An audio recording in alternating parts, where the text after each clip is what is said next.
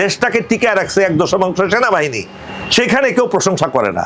হ্যাঁ, সেনাবাহিনী উদ্যোগ করা হোক, দেখবেন যে ওইখানে পতাকা উঠতেছে জুমুল্যান্ডের অথবা ইন্ডিয়ার পতাকা।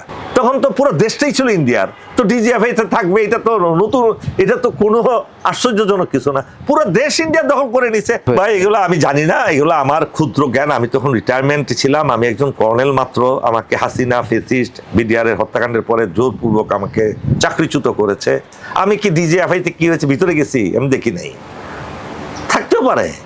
তখন তো পুরো দেশটাই ছিল ইন্ডিয়ার, তো ডিজিএফআই থাকবে, এটা তো নতুন, এটা তো কোনো আশ্চর্যজনক কিছু না। পুরো দেশ ইন্ডিয়া দখল করে নিছে। আরে ভাই, 25 লক্ষ লোক ইন্ডিয়ার তখন এই দেশে চাকরি করছে, কোন জায়গায় পাচ্ছিল আপনি বলেন? আপনি ডিজিএফআই, যে ডিজিএফআই পুরো ইন্ডিয়ার হয়ে কাজ করেছে, এখন বলতেছেন এখানে লোক ছিল। হ্যাঁ, পুরো সরকার ইন্ডিয়ার হয়ে কাজ করেছে, তো সরকারের অংশই তো ডিজিএফআই। এগুলো অর্বাচীন প্রশ্ন। সেটা তো আমি বিশ্লেষণ করার পরেই তো আপনারা জেগে উঠছেন। আমি বলছি 400 আমাদের সামরিক বাহিনীর সদস্যদেরকে শহীদ করা হয়েছে, সেটা এটা আমি বলার পরেই আপনারা জাগ্রত হচ্ছেন। এর আগে আপনারা জানলেন না কেন?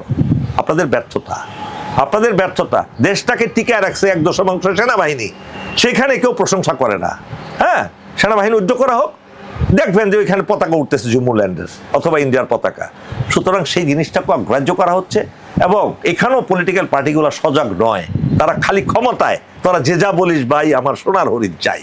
এই forget about country, forget about country's interest, forget about hill tracks. আমি ক্ষমতায় গেলেই সব কিছু ঠিক করে ফেলবো, কিছুই করবে না, কখনো করবে না। আমি লিখিত দেই, একটাও হবে না। দুইতে দু একটা হবে দুর্বলগুলো আর কি, বা নিজের স্বার্থের বিরুদ্ধে যায়। সেটা আমি তো এক কথায় বললাম, যদি কোনো দল দুর্নীতিগ্রস্ত সন্ত্রাসী নেতাদেরকে মনোনয়ন দেয়, ধরে নেবেন সেই দল করবে না এই কাজ। এনসিপি এই দলটা ঐক্যবদ্ধ থাকতে পারে নাই, বুঝছেন? তারা আর থাকা সম্ভবও না, কেন তাদের সেন্ট্রাল কোনো লিডারশিপ ছিল না। সেন্ট্রাল লিডারশিপ না থাকলে কোনো দলই টিকে থাকতে পারে না। তারা দেশের স্বার্থকে সমুন্নত রেখে জীবনবাজ হয়ে যুদ্ধ করেছে ফ্যাসিস্টের বিরুদ্ধে। হ্যাঁ, 36 জুলাই, তাই না? বাট তাদের মধ্যে যে ঐক্যটা, বিভিন্ন মতের বিভিন্ন পথের লোক থাকার কারণে সেই ঐক্যটা ধরে রাখতে পারে নাই। যদি ধরে রাখতে পারতো, তারা অনেক কিছু করতে পারতো, দেশের অনেক কিছু করতে পারতো। হ্যাঁ, এবং পলিটিক্যাল পার্টিও গঠন না করে যদি তারা একটা নন পলিটিক্যাল অর্গানাইজেশন হিসাবে, প্রেশার গ্রুপ হিসাবে থাকতো, অনেক কিছু করতে পারতো। তবে আমি আশাবাদী, ইয়াং জেনারেশন যদি এগিয়ে আসে দেশের জন্য ভালো হবে। সমালোচনা কার বিরুদ্ধে নয়, আপনার বিরুদ্ধে হয়। আপনি খালি একটু ন্যাশনাল ফিগার হন।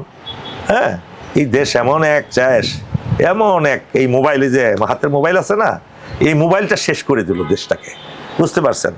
পৃথিবীর কোনো দেশে পাবেন না লক্ষ লক্ষ হোয়াটসঅ্যাপ গ্রুপ, পৃথিবীর কোনো দেশে পাবে না মিলিয়ন ফেসবুক গ্রুপ, হ্যাঁ, ইউটিউব চ্যানেল, কোনো দেশে পাবেন না, কোনো একটা দেশে পাবেন না, আমি গ্যারান্টি দিয়ে বলি।